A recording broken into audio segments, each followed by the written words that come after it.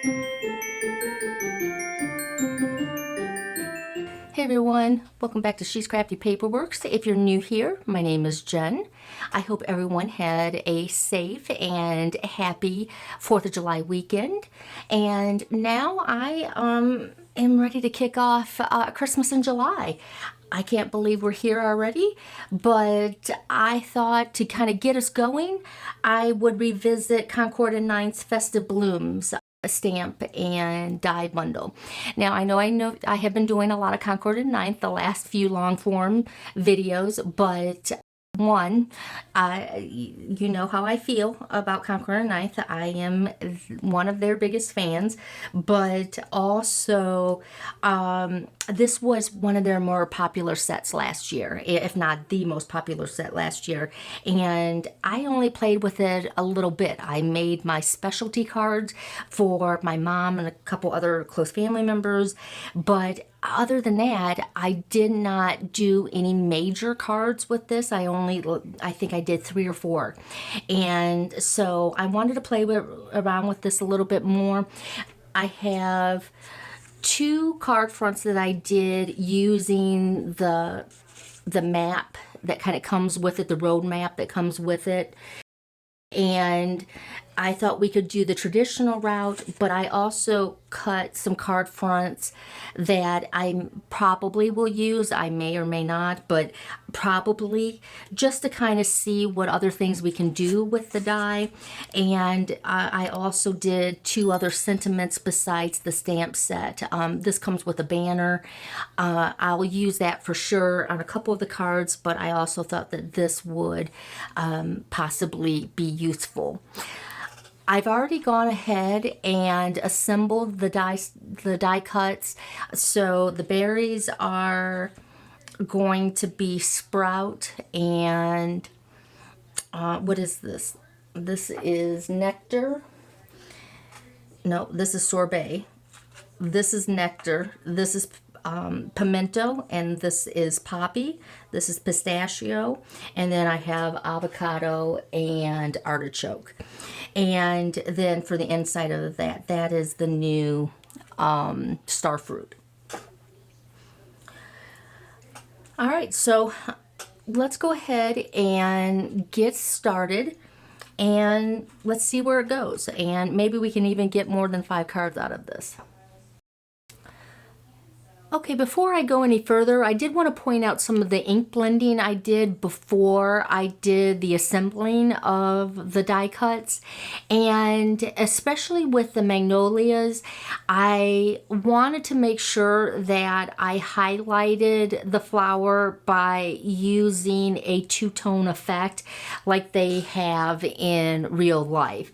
And so for this, I used nectar cardstock and grapefruit ink, which is the tone darker. I lined up all of the flowers going facing downward, and then this just allowed me to create like a quick assembly line to go through and just go what would be for me kind of the top of the die cut and kind of flowing downward, right? And so when I flip these over, it'll show that concentration on the bottom like they have in real life. It's just a faster way of doing it.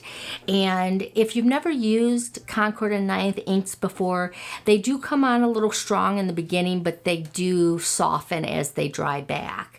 So I just went through and like I said, did a little bit of the ink blending on the flowers. Now for the poinsettias, I did a mostly tone on tone effect, and with the poppy color, you can't, in my opinion, even really see it. It just adds just a little bit of depth to the center of the flowers, whereas the ones that I did in pimento, I don't have pimento, and so I used sorbet ink, and that was dark enough to give me that depth. some of this is going to be a little tone on tone, like here. I don't mind that.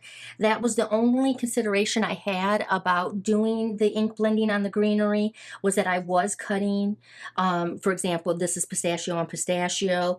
But again, I kind of want that more of the depth or the dimension of this kind of laying on top of it. And I don't mind that it's the exact same color. I don't mind, because I'm not going to glue it all the way down. I'm going to glue it mostly at the base, so it is going to stick up. And then as we build it, you'll see that that dimension comes through. So if your preference is to have a little bit more depth, then I would say go ahead and, I would say go ahead and do your ink blending on your greenery as well. You know, it's to each his own on that. I have a tendency not to do it when I'm doing bulk card making.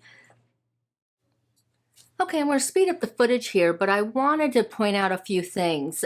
First, like I mentioned earlier, I typically focus on gluing the base of the greenery, and for the flowers, the center. And this allows me to add more things as we go on.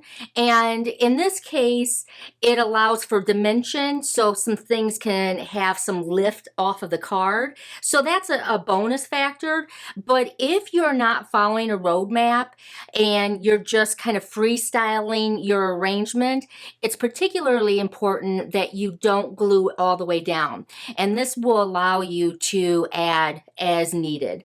Now what I'm using here is a ball stylus. I got this from Tonic Studios, but you can get them at box stores. They're usually with the clay tools or paper quilling tools, and they help add dimension to your paper. I use the palm of my hand to do it. You can also use like a sponge pad, even a mouse pad will work, and it just adds a little extra dimension. It's a completely optional thing. Not everybody likes that extra dimension.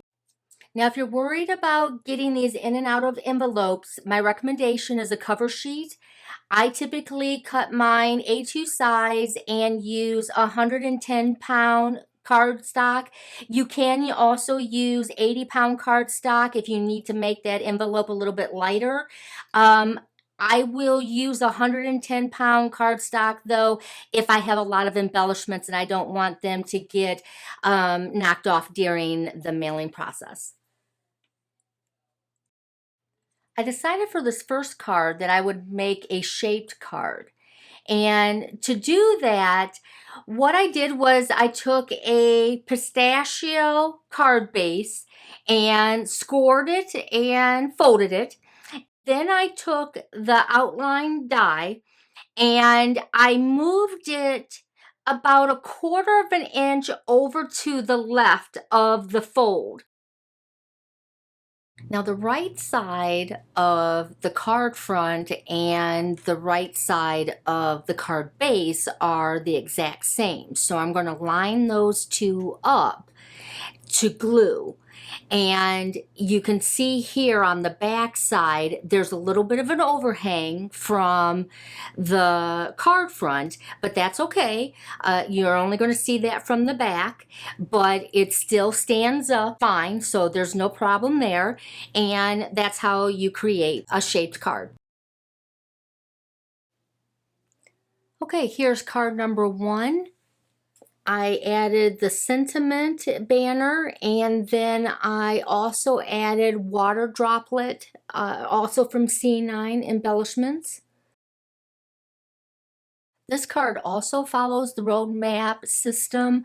The only difference is, instead of doing a shaped card, I took the roadmap and the shape of the roadmap and adhered it to an A2 card base. Now, you don't have to use the shape die if you want to. You could keep it completely as an A2 if you want, but I do like that color distinction. In this case, I used grapefruit, and I adhered it to a pistachio background. And I used those water droplet embellishments again and the banner die.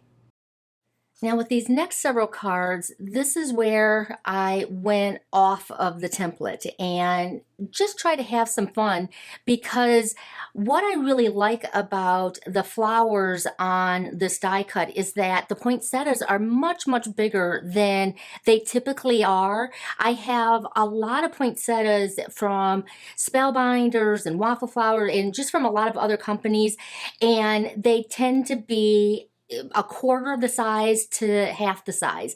And because these are statement flowers, it really becomes easy to make a focal point out of them. And so I had a lot of fun making arrangements with them. So for this first card here, I used Pink Fresh Studios. I want to say it's called Irregular Rectangle, Braided Rectangle Nesting Dies. And I just used the Very Merry Sentiments from Concord 9th, and I used Concord 9th embellishments in Nectar. If you don't feel comfortable doing arrangements, my recommendation is to start with symmetry. And this one right here, I used a Spellbinders nesting die and started in the corner with the biggest piece, right? And that's my poinsettia.